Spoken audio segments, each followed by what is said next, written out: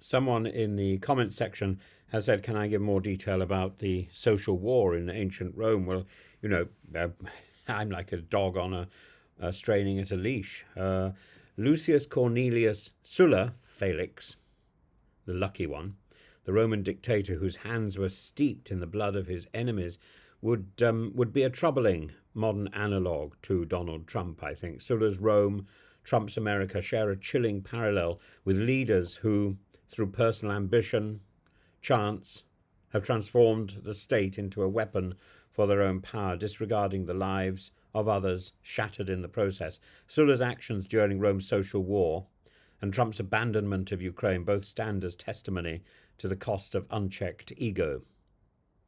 Today, as Ukraine reels from Russian missile strikes and as President Zelensky heads to Brussels to salvage support, the echoes of Sulla's proscriptions should reverberate through history, and Trump, like Sulla, has unleashed destruction by design, with civilians paying the ultimate price. The social war from 91 to 88 BCE was a bitter conflict between Rome and its Italian allies, the Socii, who had long fought alongside Roman legions but remained politically disenfranchised.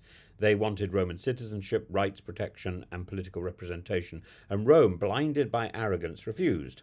The result, bloodshed. And the Italian allies, led by Quintus Popadius Silo, took up arms, forming their own state, Italia, and their own coins, by the way. And for a time it seemed Rome might fall, and Rome then responded with sheer brute force, and one of its most ruthless and unexpected generals, Lucius Cornelius Sulla, took centre stage. And Sulla was not just a man of war, he was a man of vengeance. In fact, he wasn't really a man of war at all.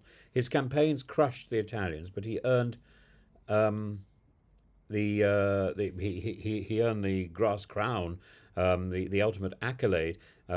He learned a crucial lesson: brutality secures power.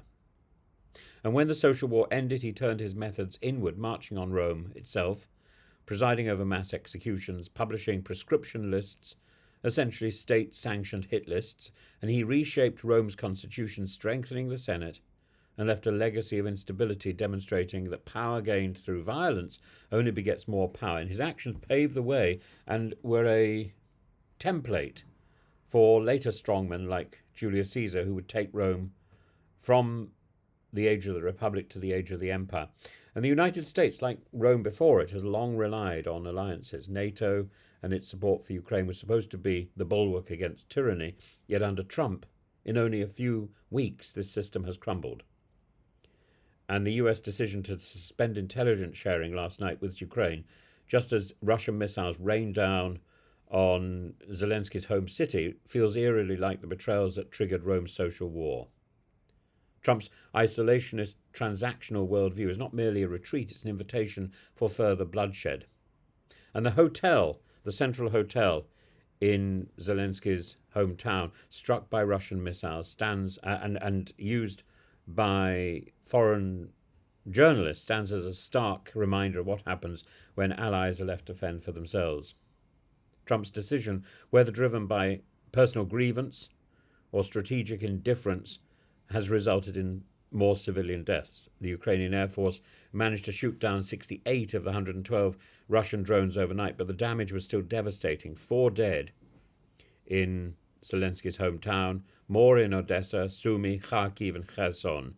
And the victims, like the Italians before Rome's Senate, are not just collateral damage, they're the casualties of political cowardice. The lesson, I think, from Rome is clear. Betrayal breeds rebellion, and weakness invites destruction. And when Rome finally granted citizenship to the Italians through the Lex Julia, it was too late to undo the scars of war. Likewise, any future US reversal on aid to Ukraine will come too late, will come after the damage has been done. The social war set the stage for Rome's eventual collapse into dictatorship and civil war. And Trump's abandonment of Ukraine could easily do the same to the liberal order. We have to ask ourselves, therefore, are we witnessing the first tremors of a new order where democracies fail their allies? If Rome's past is any indication, and I think it is, history doesn't look kindly on those who betray their friends. Sulla left Rome in ashes, And Trump, if unchecked, may do the same for the international system. Sulla survived.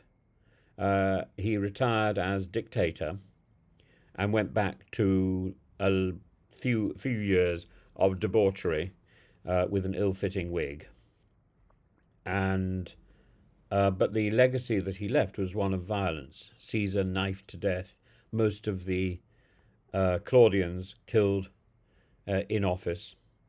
The cost of such hubris as Trump displays today will be paid in serious damage. Serious damage will be paid in blood, I think. This is not this is not a threat but a prediction, and I think we've just seen the cracking of the world order. This is so much worse than what happened in the Oval Office.